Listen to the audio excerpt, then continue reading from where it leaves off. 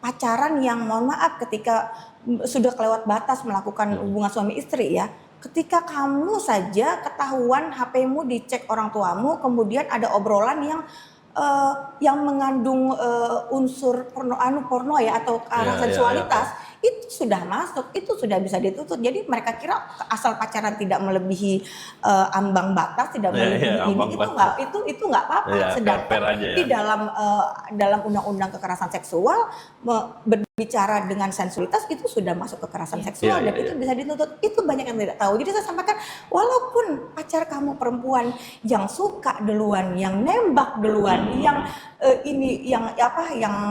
usaha duluan, tapi kalau orang tuanya nggak terima, laki-laki tetap bisa dituntut walaupun di usia anak itu banyak. Karena sekarang lebih detail ya. Kita bahkan mungkin sweet aja sama perempuan di jalan sudah tempat bagian daripada pelecehan seksual. Oke, pemirsa Borneo TV, episode Borneo Morning Show hari ini kita akan lanjut setelah jeda yang iklan yang satu ini. Tetap bersama kami di BMS.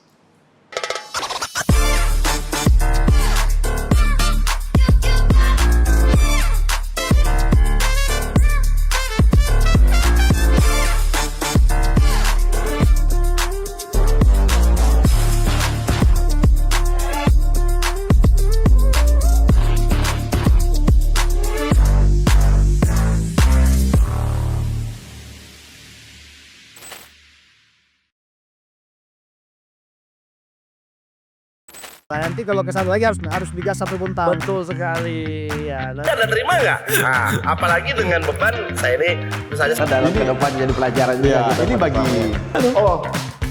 Berhantam ya. oke. Iya. soalnya Bisa. Oke. Ah, benar. Mungkin bapaknya ngasih dia duit kan. Ya. Bukan bapaknya ini. Marah gitu ya.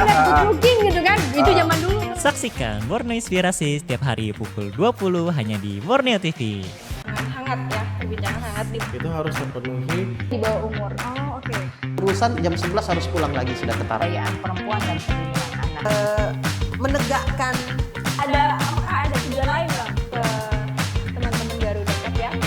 Area komersial yang sudah kita dedikasikan. meliputi seluruh wilayah Kalimantan Utara. Ada rencana memang ini udah terus meminta laporan dari. Saksikan Borneo Morning Show setiap hari pukul 9 pagi hanya di Borneo TV.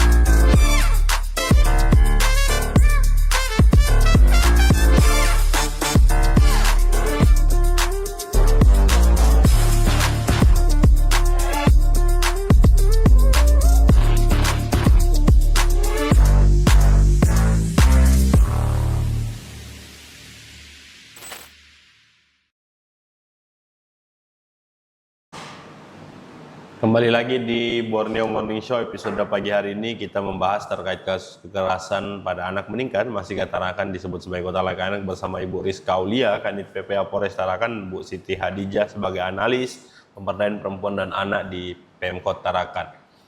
Sebagai wujud komitmen, kita bicara sebagai wujud komitmen Pemkot Tarakan menghadirkan kota layak anak, dibentuklah Perda nomor 1 tahun 2024 yang tentang penyelenggaraan kota layak anak dalam rangka melaksanakan ketentuan pasal 8 ayat 3 Perpres nomor 25 tahun 2021 tentang kebijakan kabupaten kota layak anak.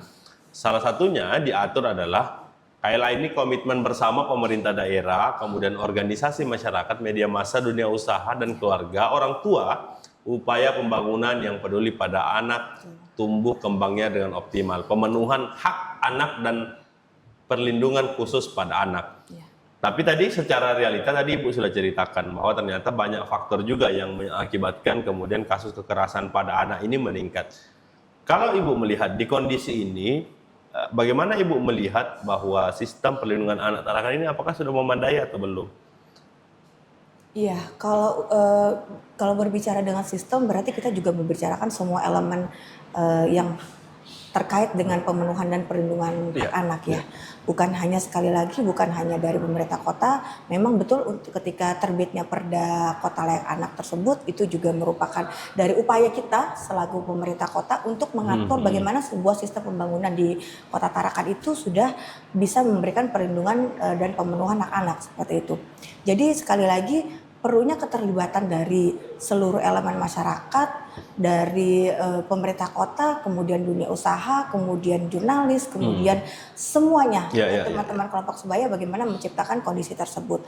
Jika kita berbicara bagaimana detailnya, itu juga masing-masing semuanya punya peran seperti Punya itu. porsi pada perannya masing-masing. Oke. Dari setiap indikator-indikator Kota Layak Anak. Seperti tadi kalau kita berbicara untuk perlindungan khusus anak itu juga memang bisa mengerucut kepada bagaimana tugas kami dari DP3 PPKB untuk memberikan perlindungan dan pemenuhan hak anak, khususnya perlindungan khusus anak ketika adanya kasus-kasus kekerasan.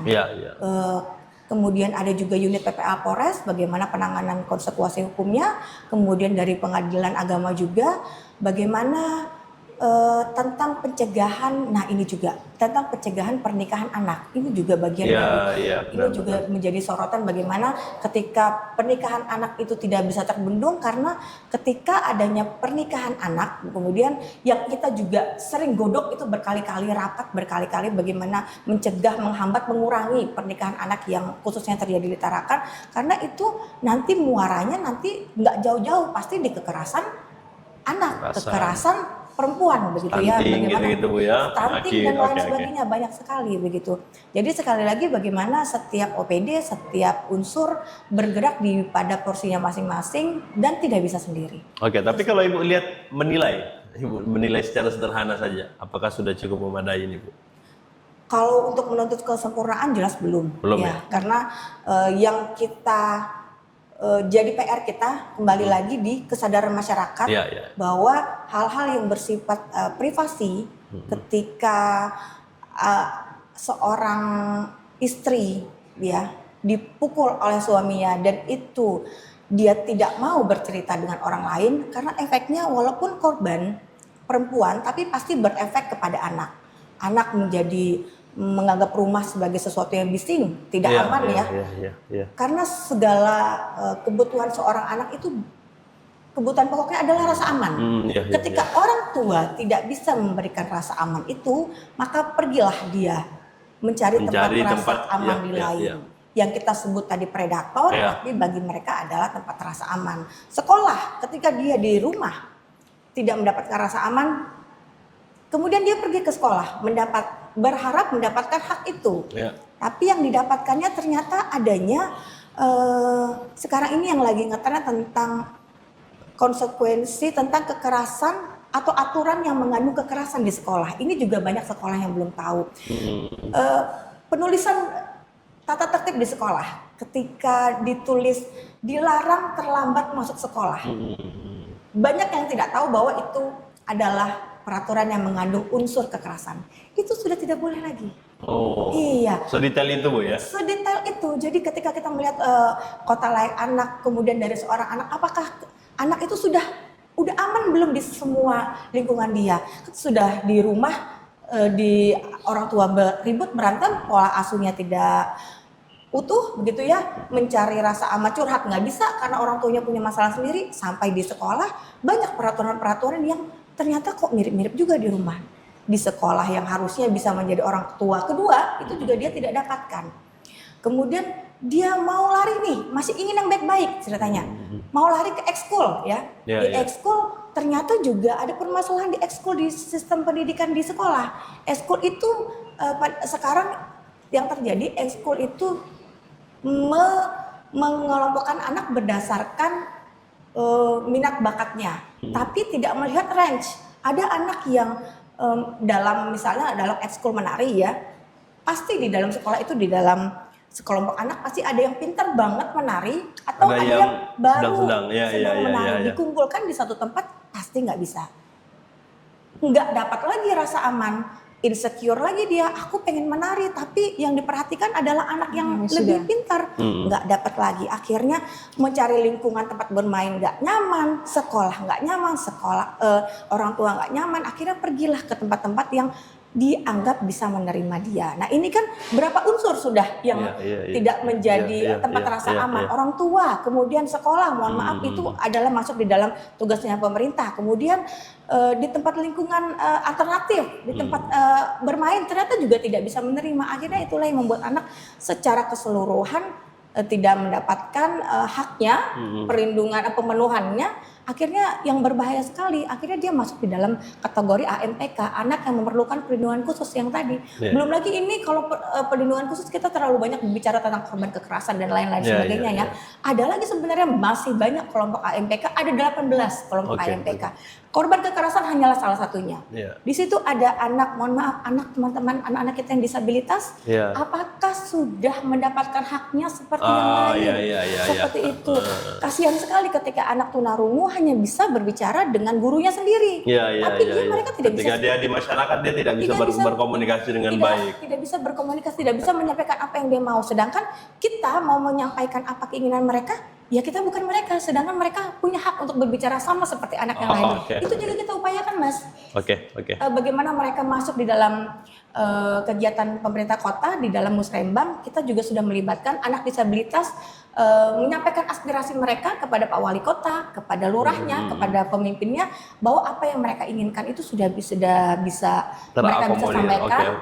Masalah terakomodir tentunya ini berproses ya, karena berkaitan dengan kegiatan, dengan anggaran dan sebagainya. Luas sekali. Luas sekali kita Bu Siti Hadijah. Ternyata mungkin kalau kita diskusi enggak akan cukup nih Bu terkait Kota Layak Anak. Bu Rizka, sama pertanyaan seperti Bu Siti tadi. Apakah Ibu menilai sistem perlindungan anak kita ini sudah memadai? Ya. Dalam sudut pandang hukum. Ya. Kalau kami kan berbicaranya tentang konsekuensi itu dilihat dari aspek hukum. Dari penjelasan yang disampaikan oleh Mbak Siti itu masih ternyata kita belum masuk ke taraf yang sempurna, tapi kita berusaha untuk memperbaiki sistem-sistem untuk memberikan perlindungan kepada korban-korban anak secara menyeluruh dari segala aspek. Tapi kalau kita berbicara dengan aspek hukum, yang saya alami secara pribadi atau sebagai anggota kepolisian yang menangani khusus kekerasan terhadap perempuan dan anak, kami sangat terbantu dengan adanya bantuan-bantuan dari instansi terkait. Misalkan seperti ini, kami pernah dulu mengikuti satu diklat yang itu melingkupi satu Indonesia. Ternyata pada saat kita memberikan paparan ke depan, ternyata Tarakan itu termasuk salah satu kota yang koordinasi dengan kerjasama dengan instansi terkait itu sudah diacungi jemput oleh pemerintah pusat. Karena kita banyak saya aja secara berkoordinasi dengan senior-senior saya di daerah lain, itu mereka mengajukan pertanyaan kepada kami khususnya dari Polres Tarakan, bagaimana sih membentuk atau membangun komunikasi atau koordinasi dengan kerjasama dengan instansi, kok bisa baik sih? Karena selama ini saya menangani kasus, ya kan, bahkan dengan waktu yang di luar jam kerja, misalkan di malam hari atau di pagi hari, mereka ini adalah tim-tim yang sangat open. Terkadang memang kan orang yang menjadi korban itu tidak semuanya sama. Maksudnya sama seperti ini, taraf yang bisa dialami, misalkan Bu, saya ini dari keluarga yang tidak mampu, gitu kan. Saya takut untuk melaporkan karena saya takut tidak ada bisa yang mendampingi. Terus atau misalkan efek yang dialami setiap korban itu berbeda, efek traumanya berbeda-beda. Dengan adanya kami kerjasama dengan Dinas Pemberdayaan, Dinas Sosial atau Dinas terkait dengan HIMSI, itu sangat tercover bantuan itu. Jadi kami merasa kami bisa sukses dari unit PPA itu bukan hanya kami berdiri sendiri. Kami adalah langkah terakhir, tapi ada instansi-instansi di belakang kami atau di samping kami yang sama-sama bisa. Kita ini mempunyai peran yang sama dengan kapasitas yang berbeda, tapi tujuannya sama, memberikan perlindungan. Terus pelayanan terhadap korban, anak maupun perempuan. Kalau secara objektif Ibu melihat, apakah predikat layak anak, sekalipun tadi Bu Siti sudah jelaskan panjang lebar terkait predikat Kota Layak Anak banyak indikator, tapi kalau tren kekerasan seksual ini kekerasan pada perempuan dan anak ini semakin meningkat, tidak menutup kemungkinan predikat itu juga bisa dihilangkan sekalipun masih predikat yang paling kecil. Kalau secara objektif Ibu melihat, apakah masih layak Tarakan menyandang kota layak anak ini? Karena kita lihat Bu ya, beberapa kasus tidak hanya kekerasan pada anak, tapi memanfaatkan anak untuk berjualan itu kan banyak juga Bu terjadi. Bahkan trennya juga meningkat banget di Tarakan ini. Apakah secara objektif Ibu melihat itu bagaimana? Nah, itu kita menuju dengan status yang kota layak anak itu kan masih banyak step yang harus. Iya, benar. Masih banyak predikat-predikat yang harus dipenuhi atau dijalankan atau sampai ke puncaknya kota layak anak. Iya. Kalau kita selalu berpandangan, kekerasan di suatu daerah itu meningkat, berarti kota itu tidak layak. Tidak, karena seperti yang dijelaskan. Tapi itu menjadi salah satu indikator juga Bu. Tetapi kita bisa melihat dari sisi lain. Mungkin iya benar, dari setiap tahun akan meningkat. Ya. Tetapi kita harus memberikan apresiasi bahwa kenapa sekarang meningkat? Berarti orang sudah berani untuk speak up, sudah berani untuk memberikan penjeratan hukum pada pelaku-pelaku. Jadi mereka tidak lagi berpandangan bahwa ini bukan ranahnya cuma sebagai sekedar privasi, tapi ini bisa di-share secara umum, kami mendapatkan perlindungan dan ternyata pelaku itu mendapatkan konsekuensi hukum. Jadi kalau menurut saya dengan adanya peningkatan jumlah kekerasan terhadap anak, menurut saya tidak dijadikan salah satu faktor utama. Tapi tidak juga membenarkan perlakuan tersebut. Kami semua pihak pun tidak membenarkan adanya kekerasan terhadap anak dan perempuan. Tetapi kalau saya secara memandang hukum tidak dijadikan faktor utama karena kita tidak hanya melihat, bahkan di pusat pun, ya itu pun ya di pusat bahkan di kota yang sekarang statusnya kota layak anak pun. Tetapi status peningkatan untuk kekerasan terhadap anak juga tinggi. Tapi itu benar karena banyak faktor. Yang kita kedepankan adalah bukan banyaknya, tetapi perlindungan dan pelayanan apa yang sudah kita berikan. Terus koordinasi antara instansi itu seperti apa? Ya, itu upaya yang lebih mitigasi juga. Karena yang saya berterima kasih selama saya ada di ranah menangani kasus kekerasan perempuan dan anak. Saya sangat terbantu dengan adanya tim dari Mbak Siti, dengan tim dinas sosial, tim dari HIMSI, tim dari LBH, tim dari rumah sakit itu sangat. Artinya ini menjadi satu kekuatan penuh untuk kita menekan angka kekerasan pada anak dan pada perempuan itu terjadi di lingkungan keluarga. Karena juga kita di cover oleh pemerintah kota. Pemerintah kota sangat mendukung dengan upaya-upaya kita instansi-instansi ini untuk melakukan pelindungan pelayanan terhadap anak. Oke, kalau Bu Siti justru melihat bagaimana Bu peran masyarakat, keluarga, lingkungan sekolah dalam mendeteksi dan mencegah kekerasan, upaya mitigasi yang dilakukan oleh sekolah, keluarga dan lingkungan sosial terhadap kekerasan pada anak ini. Kalau dari sekolah sebenarnya ini sekarang sudah mulai berproses ya, bergerak ke arah kesadaran bahwa tidak semua urusan kekerasan ataupun perlindungan khusus anak itu tidak semuanya diselesaikan oleh sekolah sendiri. Beberapa kasus ya dulu beberapa tahun yang lalu itu beberapa kasus yang sebenarnya sudah di luar kemampuan dari sekolah untuk menyelesaikan, tapi mereka menyelesaikan sendiri karena ketidaktahuan bahwa ada hal-hal yang tidak bisa diselesaikan oleh sekolah. Dengan itu alasan yang pertama, kemudian alasan kedua yang ini juga mudah-mudahan tidak dilakukan lagi, adanya alasan menganggap bahwa ketika ada kasus kekerasan dan ada pihak lain terlibat, itu adalah merupakan hal yang bisa mencoreng nama sekolah. Ini yang masih kita bergerak sekarang. Ini doktrin ini yang masih tertanam sepertinya Bu ya. Iya, masih seperti itu. Karena kalau seperti itu kasihan sekali. Sekolahnya yang justru kasihan. Karena di sekolah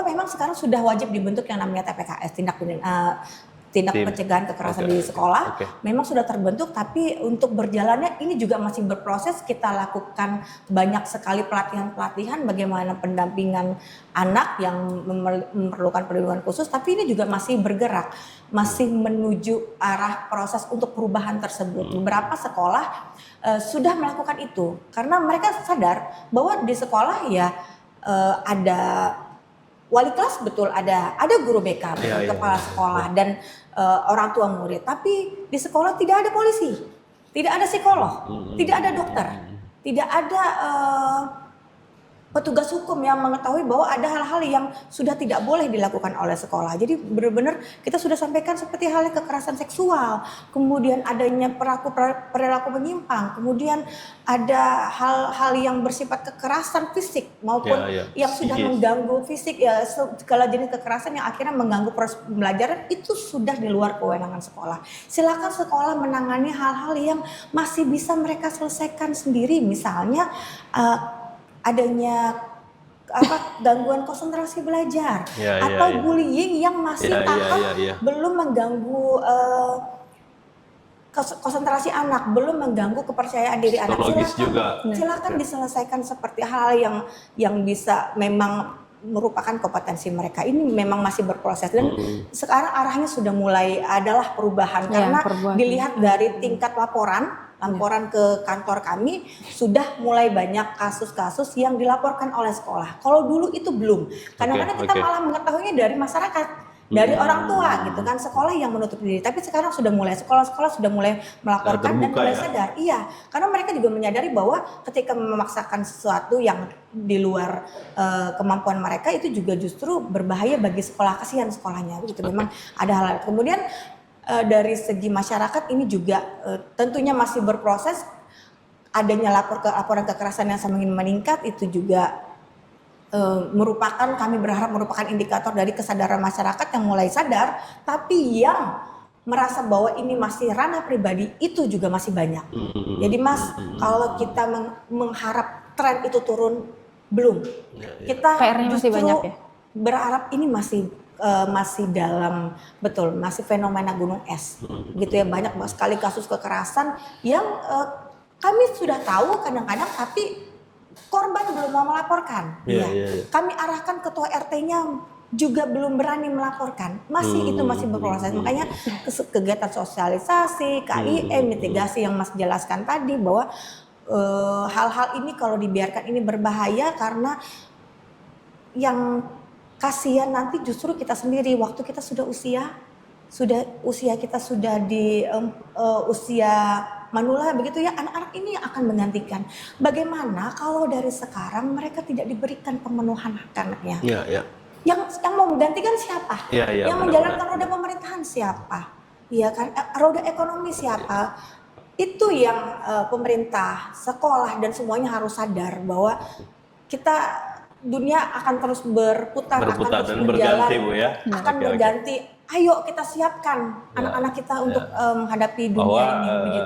Perlindungan anak ini kan tidak hanya berbicara soal hari ini Bu, dia berbicara soal masa depan, apalagi ini merupakan bagian daripada pembangunan nasional untuk mendukung kehidupan berbangsa dan bernegara. Kalau Bu Rizka, kalau bisa merekomendasikan dan mungkin apa yang mau disampaikan ke pemirsa Borneo TV sekaligus closing statement, kalau bisa merekomendasikan apa rekomendasi kepada pemerintah kota atau kepada instansi OPD terkait orang tua atau apapun itulah sifatnya rekomendasi mungkin sekaligus closing statement. Silakan Bu Rizka. Kami berharap ya dengan adanya acara ini dapat memberikan pemahaman kepada masyarakat luas di sana bahwa setiap tindakan itu memiliki konsekuensi hukum. Tetapi kita juga akan melihat konsekuensi hukumnya akan sampai di taraf seperti apa. Tapi kita berbicara dengan kekerasan yang terjadi terhadap anak maupun perempuan, itu sudah ada undang-undang yang melindungi dan undang-undang yang mengcover atau undang-undang yang dapat dijadikan perlindungan baik itu secara pribadi maupun efek-efek yang didapatkan dari perlakuan tersebut. Jadi, ayo masyarakat, ya, kami tidak masalah dengan tingginya tingkat kekerasan yang dilaporkan kami ke unit PPA, tapi kami mengajak untuk belajar kepada masyarakat bahwa ayo berani, jangan dijadikan kekerasan itu apa yang dialami oleh diri sendiri atau orang terdekat itu dijadikan aib atau ketakutan.